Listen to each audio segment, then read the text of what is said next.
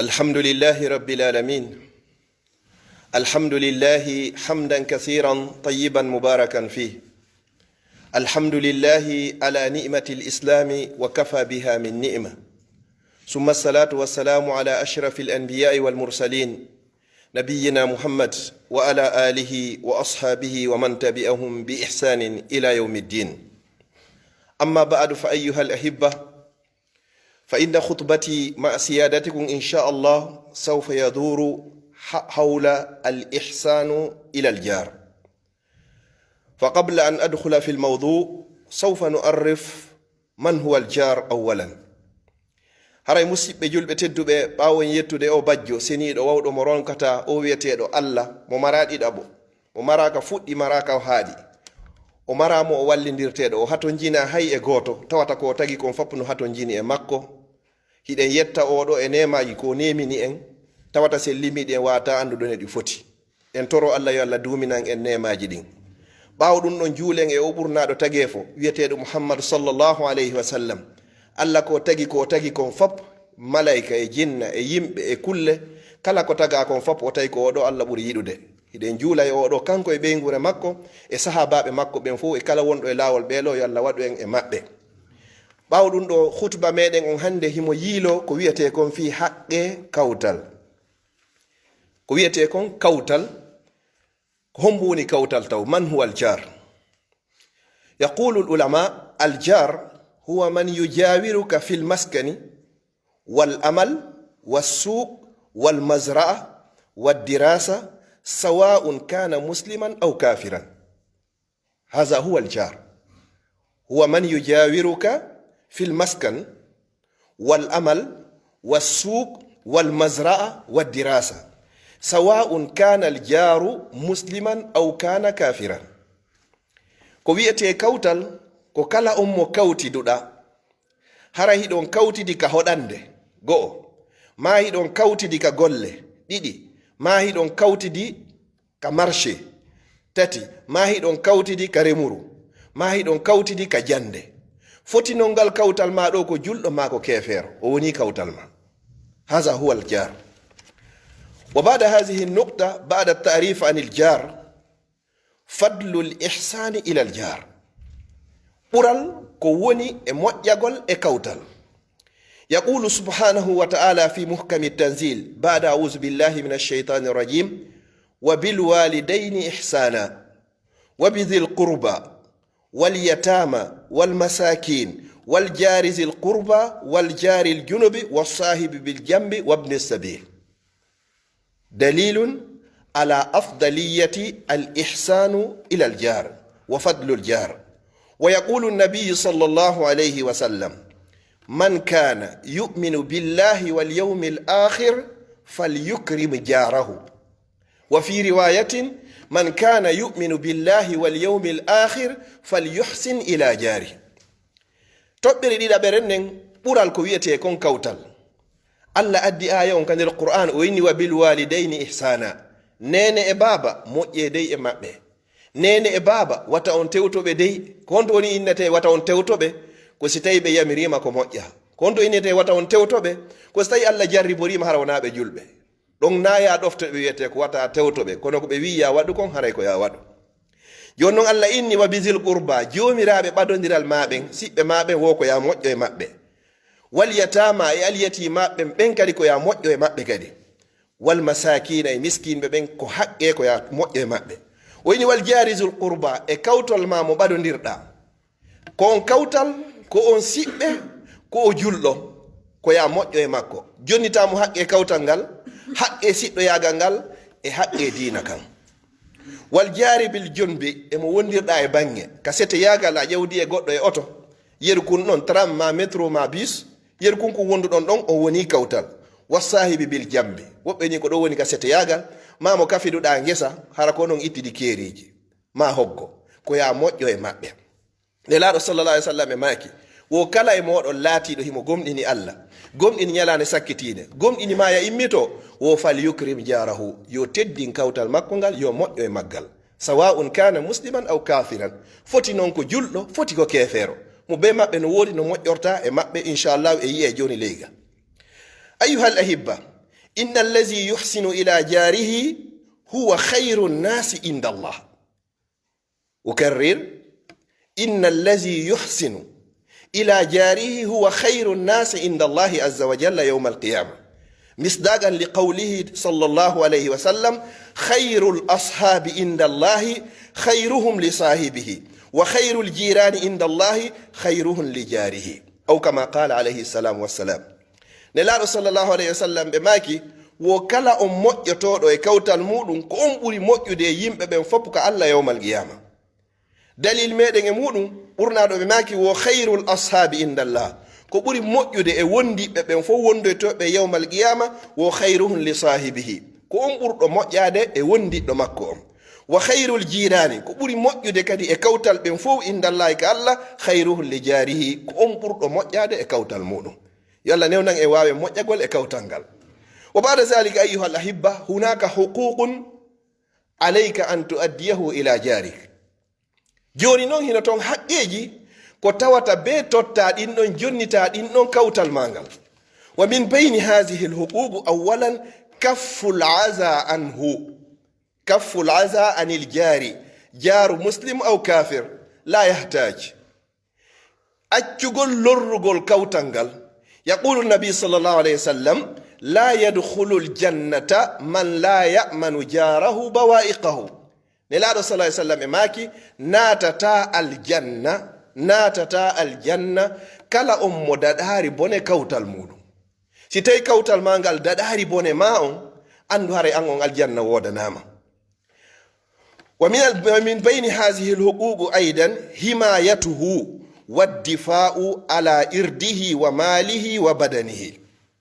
من حقوق الجار أيضا حمايته عن الأذى والدفاع عن عرضه والدفاع عن ماله والدفاع عن بدنه وكذلك أيضا جميع أهله وأسرته. نتوى حقيقي كو جوني تتا كوتانغال كدي أينو غولمو هيوامو حيث تايونا أجولو هيوامو هارا غوطن إورتا بوني سنغو ما هيوتو يامو sa haynike kadi bone kadi hino sutomo ko ya sakko hara hewto yarimo ko ɗum mawmen ɓe makata wo ko kawtal ngal ɗaɓɓete ko adi galle ɗen ɗaɓɓede. Si kawtal ngal moƴƴi galle ɗen moƴƴe, ko galle ɗen moƴƴi wo si kawtal ngal moƴƴa a eggay. Mawmen ɓen ɓe makay sa nangi paykum ma piigon a piyi kun ha ɓernde ma ɓutti, goto arari solnani kun wo haray egguɗon fi hon ɗum kawtal ngal haray moƴƴirarima. Himayatuhu waddifa'u ala irde, wo sakkagol kadi protége kadi ndimu makko ngun, hara goɗɗo yo wari ndiwo makko ngun hara hiɗa ɗon hiɗa wawi sakkade. Sa memi ndimu goɗɗo hara e memi mo fof makko, no harmi ka julɗo memata ndimu julɗo musidɗo makko, hay si tawi non hinaɓe siɓɓe ma hay so tawi hara hina o julɗo. Wa malihi e jawdi makko nin kadi, jawdi kawtal ma ni wona yadaro handi perda. Wa badanihi e ɓandu makko nun kadi ko ya hiwma hara goɗɗo piyari mo, hara goɗɗo lorrari mo, hara goɗɗo memari jawdi makko nin e ɓeygure makko nen e kala ko innori kon fof hara hiɗa wawno sakkade hara ɗum ɗon hewtari mo. foti ko julɗo foti hina o julɗo. Salisan min bayni hadhihi alhuquq aidan al ihsanu ilayhi, moƴƴagol e makko, hattirgol e moƴƴagol. Mislu zalika ka mubadaratihi bisalami alayhi. Masalan idha laqitahu an tusallima alayhi. يقول النبي صلى الله عليه وسلم حق المسلم على المسلم 6 وفي رواية 5 ومن بينها إذا لقيته فسلم عليه. son fotti ko ya hiwromo. Joni non si tawi ko julɗo, iza kana musliman an tubadira bi salamihi qawluka iyyahu assalamu alaykum wa rahmatullahi wa barakatuh. Amma in kana ghayru almuslim fala taqulu assalamu alaykum bal tusallimhu bil lughati al mahalliya, bonjour bonsoir. Si tawi ko julɗo no haynorɗamo ko ya aɗo hiwroɗamo, si tawi non hina o julɗo aɗota ko wi'udemo assalamu alaykum fiyun ɗum kisiye ala e makko. ɗum ɗo no tawa e muɗum. Wal ibtisamu fi wajhihi, mosugol kadi yeeso makko. Sa yi kawtal ma na ya ñirɓino hara anda hay ko honno innete, hara réaction hay hunde ala e muɗum. Wal ibtisamu fi wajhihi, yaqulu nabi sallallahu alayhi wa sallam tabassumuka fi wajhi akhika sadaqa. Mosugol ma tun hentina yeeso ma, yeeso musidɗo ma no fota was tawi a itti haray sadaka. Wa kazalika aidan wan nushu lahu, e laɓangol mo reedu. Si tawi a yiyimo e Allah laɓanamo reedu kadi wan nusuhu ilayhi. wa kazalika aidan wal wuqufu ma'ahu fi sarra'i wa dharra e darodagol e makko kadi so heɓi welo welo participa e darodagol e makko kadi so heɓi kadi lorra yaha wallitoɗamo kadi si tawi ko suno o heɓi tigi tigi on wallamo sunade wallamo no suno ngon iwira so heɓi welo welo woni da e makko wallamo weltade wallamo no welo welo ngon woni ko tiiɗirta masalan en humpitigue joni ɗo fatunde baaben oustad mouhammad alpha ɓe wonɓe vervier en toro allah yo allah fewnu en yaafoɓe ko wawɗen ko noddugol ɓe hiwroɓe anditinaɓe ko allah subahana taala on yewti fi muɗum si goɗɗo perdi mawɗo muɗum hara hino muusi moƴƴa kono ɗen toro allah yo allah taw har allah yaafikeɓe so ƴettitiɓe rabia min bayni hasihi lhuququ tahammulu azahu wasabru alayhi haqqeji ɗin kadi ronditagol muñño lorra ko ɓe lorra e ma kon kawtal ngal ɗum noon kadi tawa hara joni timo haqqe makko on goɗɗo kawti dino e goɗɗo tawi ka woni to dow ton hino siwɗe yana ka danki oya duuɓi 40 hiɓe wondi ɗon oya no muññi ɗon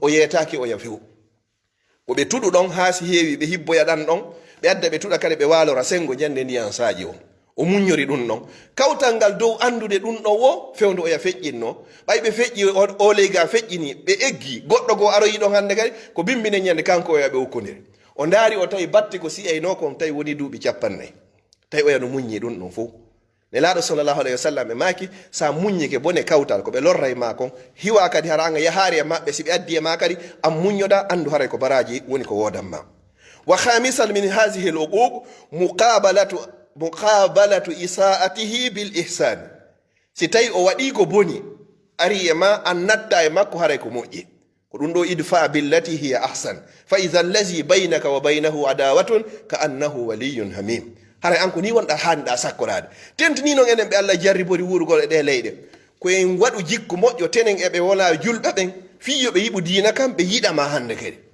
ɗo ko kamɓe laami ɗo sa yalti ɗo e kufnum e kaftani o joyi ɓe darama darde kono si goɗɗo yani joni ɓe yiya comportement ma on télé maɓɓe ɓeyna wira ɓe yiɗira e saabu ɗum ɗon diina kan ma hay so tawi ɓe yiɗari diina kan kono ɓe añataka diina kan saabu maɗa muqabalatu isaatuhu bil ihsan jaɓɓorgol ko ɓe waɗa e ma e lorraji ɗin kon jaɓɓora ɗum ɗon haray koko moƴƴi wal khulasatu min hadha al kalam ayuha al ahibba la yajuzu ala al muslimu mudayaqatu jarihi la yajuzu lana mudayaqatu al jiranu kufru aw jiranu muslim sellanta kala wiitiɗo julɗo anduɗo wuuri maye nde o ɓittinta kawtal makko ngal kawtal julɗo ma foti wona kawtal julɗo wahtigarihi e hoynugol mo kadi mi considéra ɓeɗo ko ni si allah jarriborima tun on kawtidi hande kadi haray woni wajibe e hoore ma ko ya moƴƴo e makko teddinamo hara hoynari mo kadi wa kashfu asrarihi fa haramun alayna kashfu asraril jiran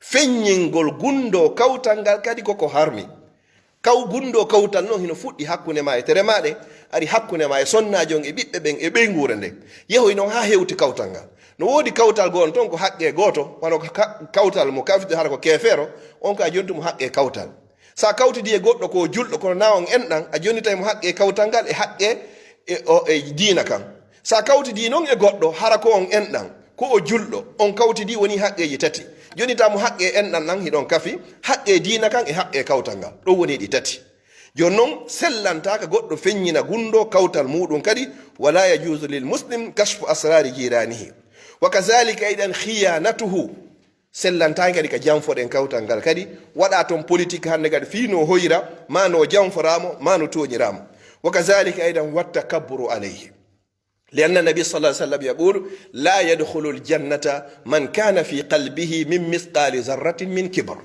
ناتو إتا الجنة هبو إتا أورنغول الجنة موني إبرني منكو فتتا إقابون ذرة إكو بيتا يكون مونين تداري سنجتي قرآن فب ko wodi sabu allah ko waddi iblisa e allah subhanahu wa ta'ala ko sabu mawnintinare makko ko inna ko yaw hiwro adama ko ɗum non pet ko ɗum non woni probléme hakkude maɓɓe on o waɗa toon ɗiɗi o jeena o wujja o fena o jatta hay bakkatuji ɗiɗi ala ko o jogui toon ko wi tun ana khayrum minhu min miɗo ɓurimo e moƴƴude khalaqtani min nari wa khalaqtahu min tin min a tagilan e yiite a tagi oɗo e loopa ko ɗum ɗo pet wallimo e waddimo e allah subhanahu wa ta'ala wa man yaf'al zalik أي واحد منا احتقر جاره أو كشف أسراره أو خانه أو تكبر عليه فلن يكون سعيدا لا في الدنيا ولا في الآخرة والإياذ بالله هرينون كلا إمادين جلو فو جلو kala e meɗen feññinɗo ma ɓittinɗo kawtal muɗum ma hoynimo ma feññini gundoji makko ɗin ma janfimo ma mawnintini e dow makko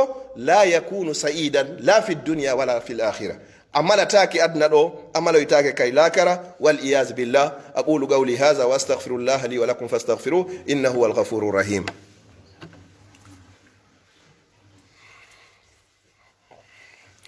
الحمد لله حمدا كثيرا طيبا مباركا فيه وأشهد أن لا إله إلا الله وحده لا شريك له وأشهد أن محمدا عبده ورسوله وصفيه من خلقه وحبيبه بلغ الرسالة وأدى الأمانة ونصح الأمة وكشف الله به الغمة وجاهد في الله حق جهاده حتى أتاه اليقين. أما بعد، هناك قصة حدث في زمن النبي صلى الله عليه وسلم. امرأة كانت تكثر من الصيام والصلاة بالليل وكذلك أيضا من الصدقات والاستغفار وذكر الله تعالى وقراءة القرآن. كانت عابدة، كانت مؤمنة، صوامة، قوامة، ولكنها كانت تؤذي جيرانها. فلما ماتت قال النبي صلى الله عليه وسلم إنها في النار مع كثرة صيامها وصدقاتها وصلاتها وقيامها بالليل، مع أنها كانت تؤتي جيرانها. قال النبي صلى الله عليه وسلم إنها في النار والعياذ بالله. باون يتودي بجون خطبة ديدابو ari e kissa fewndo nelaaɗo sallallahu alayhi wa sallam. sonnaajo gooto o wonino hari mo heewno juulugol, mo heewno hoorugol ñalorma, himo heewno ittugol sadaka, mo heewno jantagol inde Allah, himo heewno waɗugol ko moƴƴi. yeyi noon haa oɗo sonnaajo o faati, ɓayi o faatike ɓe yeeti nelaaɗo sallallahu alayhi wa sallam alhaali makko on ko honno o wonirno ado o mayde. ɓe yeetimo nelaaɗo sallallahu alayhi wa sallam ɓe haki ɓeyni innaha fi nnar, oɗo o naatoya yiite jahannam. naafi o juuli, ma o hoori, ma o itti sadaka, ma o jantike inde Allah, ma o jangi Qur'an, nelaaɗo maaki himo ka nder yiite fii honno sabu ko lorrayno kawtal makko ngal kam. lorrugol kawtal ngal moƴƴi ko waɗɗa kon fof haray ko ɗo woni ko yarata. ɓe tori Allah subhanahu wa ta'ala yo Allah dande en lorrugol kawtal. wal iyaz billah, ajarani llahu wa iyyakum min izanil jirani ya rabbal alamin. ayyuhal ahibba.